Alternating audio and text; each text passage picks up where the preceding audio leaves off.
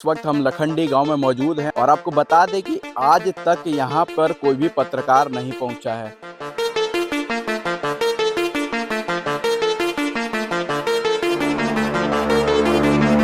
और आज हमें इस गांव में आने के लिए भी प्रशासन की मदद लेनी पड़ी।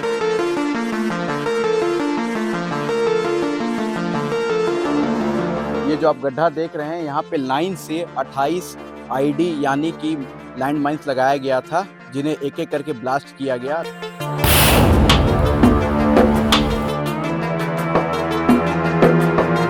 कि 2021 तक ये गांव नक्सल प्रभावित था। यहाँ के गांव वालों ने अफीम की खेती शुरू कर दी।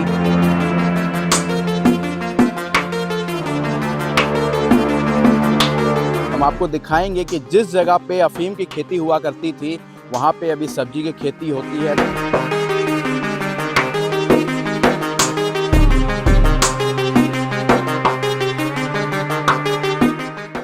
इस वक्त हम लखंडी गांव से लगभग 1 किलोमीटर की दूरी पे हैं और ये वही रास्ता है जो लखंडी गांव की ओर जाता है। आपको बता दें कि लखंडी गांव लगभग 5 साल पहले 2020 की ये बात है, लखंडी गांव के समीप सुरू डैम बन रहा था और ये इलाका जो था नक्सलग्रस्त इलाका था।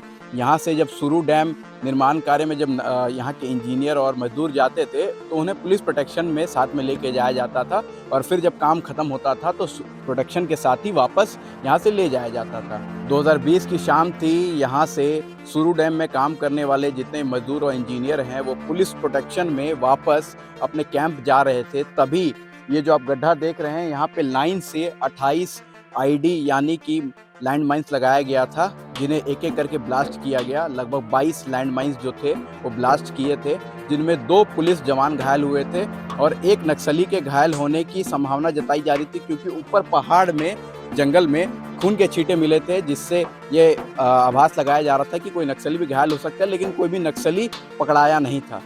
रायजामा पहाड़ी से घिरा हुआ इस गांव की खूबसूरती की बात करें तो पीछे आप देख सकते होंगे कि ये पूरा इलाका रायजामा पहाड़ की पहाड़ी से घिरा हुआ है और चारों तरफ हरियाली दिखाई देगी। आपको ये भी बता दें कि ये गांव विस्थापितों का गांव है। सुरू डैम की जो परियोजना की शुरुआत जब 1983 में हुई थी तो उस टाइम ही यहाँ के लोगों को विस्थापित कर दिया गया था, उस टाइम मुआवजा दे दिया गया था, लेकिन आज के डेट में वो डैम का काम कंप्लीट नहीं हुआ है। और आपको बता दें कि आज तक यहाँ पर कोई भी पत्रकार नहीं पहुँचा है और आज हमें इस गांव में आने के लिए भी प्रशासन की मदद लेनी पड़ी, क्योंकि 2021 तक ये गांव नक्सल प्रभावित था। जब ये गांव 2021 में नक्सल प्रभावित से मुक्त हुआ तो उसके बाद देखा देखी में यहाँ के गांव वालों ने अफीम की खेती शुरू कर दी, जिसके बाद जब प्रशासन को इसकी भनक लगी तो प्रशासन की तत्परता से और लोगों के सहयोग से यहाँ पे अफीम की खेती बंद की गई। लोगों को जागरूक किया गया कि अफीम उनके लिए, साथ में उनके बच्चों के लिए भी हानिकारक है, साथ में एक कानूनी दृष्टिकोण से भी गैर कानूनी है। तो हम यहाँ के लोगों से बात करेंगे, उनसे मिलेंगे और जानेंगे कि आखिर इस गांव में अब तक विकास क्यों नहीं पहुंचा है और क्यों यहाँ पर ग्रामीणों को काफ़ी समस्याओं से सामना करना पड़ता है। ये सुंदर वादियाँ, ये पीछे पहाड़, ये पीछे में आप अगर ध्यान से सुने तो पीछे नदी की जो है आवाज़ सुनाई देती है, साथ में ये लहलहाते खेत पूरी हरी भरी। ये यहाँ पे आलू उगी हुई है, लेकिन कुछ साल पहले इन्हीं खेतों में अफीम उगा करता था। यह केवल कानूनी दृष्टिकोण से गैर कानूनी ही नहीं, बल्कि यहाँ के युवाओं और यहाँ के लोगों पे भी इसका बहुत ख़राब इफेक्ट हुआ करता था।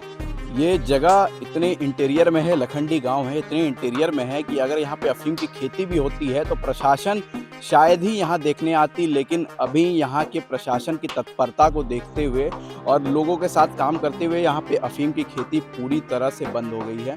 अभी यहाँ के जो लोग हैं वो फसल उगाते हैं, आलू उगाते हैं, प्याज होता है, सब्जी की खेती होती है, धान की खेती होती है, गेहूं की खेती होती है, लेकिन अभी किसी प्रकार का भी गैर कानूनी कार्य यहाँ अंतिम, ये जिला का अंतिम छोर है, यहाँ पे भी नहीं होता है। आपको ये बता दें कि आप पीछे से, अगर मैं अपने कैमरामैन को बोलूँगा कि अपने पीछे से या चारों ओर देखें तो ये पहाड़ से घिरा हुआ क्षेत्र है, तो यहाँ पे किसी प्रकार का भी गैर कानूनी कार्य करना या उसको अंजाम देना कोई बड़ी बात नहीं थी। लेकिन आज यहाँ पे लोगों की सजगता को देखते हुए, यहाँ के प्रशासन की सजगता को देखते हुए यहाँ पे अफीम की खेती पूर्णतः बंद कर दी गई। कौन सा जगह है ये?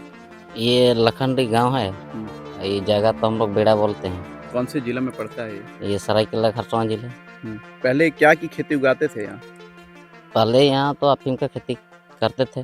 अभी तो ये सरसों, आलू, मूली और मटर खेती पहले किए हैं। अफीम की खेती करते थे, फिर अचानक से ये सरसों आलू कैसे उगाने लगे? ये सर जी हम लोग अगले साल से अफीम की खेती मना किए। कौन मना किया था अफीम की खेती करने? ये तो हम लोग का थाना प्रभारी साहब जी। खसामा के थाना। हाँ, क्यों मना किए थे, क्या बताए थे, क्यों नहीं करना चाहिए? ये तो बताया था कि ये अफीम का खेती है, जो ये गलत खेती है, इसीलिए हम लोग अगले साल मना किए तो हम लोग नहीं किए। इस साल तो पूरे कंप्लीट नहीं खेती किए। एक बात यहाँ सुनने को आई थी कि यहाँ के लोग अफीम की खेती करते हैं, कितनी सत्यता है इस बात में? इधर में गया साल थोड़ा खेती हुआ था, नहीं बोल के नहीं, तो प्रशासन सब आया था और वो सब तोड़ दिया के बाद उसके हम बोले कि हम लोग इसी से भी पैसा बहुत कमाते हैं, तो सब अभी इसी में लाइन में आ गया है, वही और खेती कर रहे हैं और अभी पैसा भी कमाए उन लोग भी। मतलब आपके देखे हैं इसकी, हाँ, जो मेरा लोग देखे अफीम हैं। उगाते थे हाँ, वो अब खेती करने लगे वो खेती करने लगे, वो लोग वो सब छोड़ दिया, वही मैंने खेती कर रहा है। और कहीं अभी अफीम की खेती होती है? नहीं होता है, खाली हमारे फूल गोभी, टमाटर, ये सब की खेती देखने को मिलेगा अभी, फूल गोभी, बंधा गोभी और टमाटर, ये सभी मिलेगा और कुछ नहीं मिलेगा। जिस खेत में कभी अफीम लगाया करते थे उस खेत में आज टमाटर, गोभी, टमाटर, गोभी, बंधा गोभी सभी है और अभी भी है, देख सकते हैं। जब वो लोग अफीम की खेती करते थे उस टाइम भी आप सब्जी की खेती किया करते थे, तो उन लोगों को देख के कभी मन में नहीं आया कि वो लोग बहुत मुनाफा कमा रहे हैं, हम भी मुनाफा करें? मन में तो आता है, लेकिन ये सब मैंने देखिए, ये सब मैंने क्या बोलेंगे, मैंने ये सब मैंने 2 नंबर चीज़ है। 2 नंबर चीज़ में थोड़ा डर लगता ही है, उतना खेती करना मुश्किल है और इसमें कोई नहीं बोलेगा, अपने खेती करेंगे कोई नहीं बोलने वाला नहीं है और उसमें थोड़ा करने से भी मुश्किल लगता है, क्या होगा क्या नहीं होगा, अगर पकड़ा गया तो बहुत मुश्किल है ये सब। मतलब कह सकते हैं कि यहाँ के गांव के लोगों के लिए आप प्रेरणा स्रोत हैं कि शुरू से खेती करते आए हैं और देखते हुए आज यहाँ के लोग आपने देखा इसकी, ये लोग भी खेती शुरू कर दी अफीम को छोड़ के। हाँ, अभी जितना पहले खेती हो रहा था वो सब छोड़ के मेरा खेती को देख करके उन लोग भी मेरा रास्ता में आ गए, खेती करने शुरू कर दिए। जब यहाँ के लोगों से बात किया गया कि वे अफीम की खेती क्यों करते हैं, तो उनसे मालूम चला कि यहाँ के लोगों को आय का कोई साधन नहीं है, जिस कारण जब अगल बगल के गांव में देखा देखी में जब अफीम की खेती हुई तो ये लोग भी देखा देखी में अफीम की खेती शुरू कर दी और फिर अफीम से जब उन्हें मोटी कमाई मिलने लगी तो वो लगातार अब 2 साल तक अफीम की खेती किए। इसके बाद जब प्रशासन की सजगता से इन्होंने जागरूक होकर अफीम की खेती बंद कर दी। इस वक्त हम जहाँ बैठे हैं ये गाँव की ग्राम सभा की बैठने की जगह है, काफ़ी व्यवस्थित तौर पे इसे नेचुरली बनाया गया है। हम यहाँ पे गांव के मुखिया या गांव के सरपंच बोल सकते हैं, उनसे हम बात करेंगे और गांव की जो समस्याएं हैं उनसे अवगत होंगे। कितने लोग रहते हैं इस गांव में? इस गांव में 97 माने 97 परिवार रहते हैं। कुछ बातें ऐसी भी सुनने में आई थी कि यहाँ पहले अफीम की खेती हुआ करती थी, लेकिन अब क्या स्टेटस है यहाँ?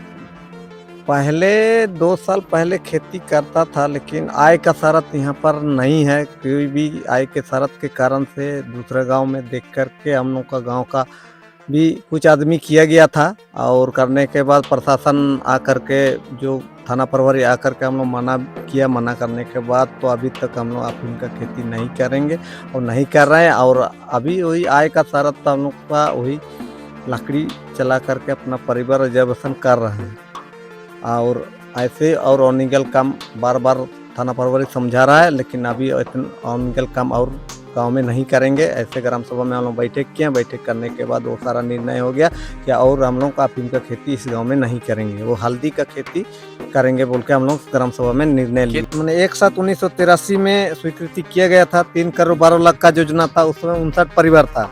59 परिवार को मुआवजा दिया गया था बोल के हम लोग को बताया गया और बताने के बाद बोल रहे हैं आपका गांव तो विस्थापित हो गया है, विस्थापित होने के बाद आप लोग को हटिए बोल के बोल रहे हैं। प्रशासन लग आया था तो आप लोग बोले कि सर हम लोग इतना तो 33-40 साल हो गया, 40 साल के बाद अगर हटाएंगे तो अपना परिवार बढ़ गया, हम लोग कहाँ जाएंगे, ऐसे बोल करके हम लोग ये बोले। तो सर उसके बाद विधायक आया, विधायक से बात हुआ, होने के बाद आपका हम 6 महीने के अंदर में इसका मैंने इसका परिवारों का सूचीबद्ध कराएंगे, उसके बाद आपको पुनर्वास के लिए दिया जाएगा बोल के विधायक आया। विधायक समझाने के बाद आपका मैंने 16/3/2023 को हम लोग काम को चालू फिर से किया था।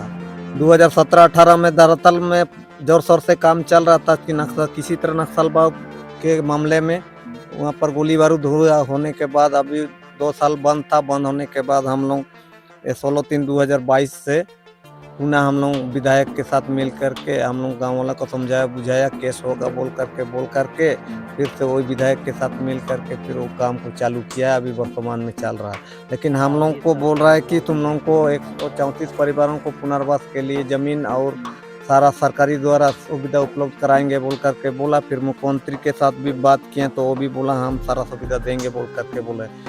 तो जा करके 2024 तक विधायक लेके गया था दशरथ गगरे, अभी तक हम लोग के फैसला नहीं हुआ है और अभी डैम चल ही रहा है। अभी बहुत बड़ा समस्या यही है कि हम लोग का अगर विस्थापित हो जाएंगे तो सारा बाल बच्चा परिवार को लेकर के हम लोग अभी कहाँ जाएंगे। अभी ज़मीन भी नहीं है, पैसा भी नहीं है और मेरा अभी परिवार को पालन पोषण कहाँ करेंगे। वो भी सरकार की तरफ से अगर ठोस निर्णय दे कि हम लोग को अगर विस्थापित करे तो थ्रू जलसा के जितना भी विस्थापित परिवारों को नौकरी प्लस ज़मीन उपलब्ध करा करके ही विस्थापित करें तो बढ़िया होगा। अब हमारे पीछे ये विहम दृश्य देख रहे होंगे, मानो जम्मू कश्मीर झारखंड में आ गया हो। आपको ये भी बता दें कि अगर यहाँ की व्यवस्था को या यहाँ की जगह को टूरिज़्म में डेवलप किया जाए तो यहाँ के लोगों को एक तो आय का अवसर मिलेगा, साथ ही झारखंड के टूरिज़्म को बढ़ावा में मिलेगा।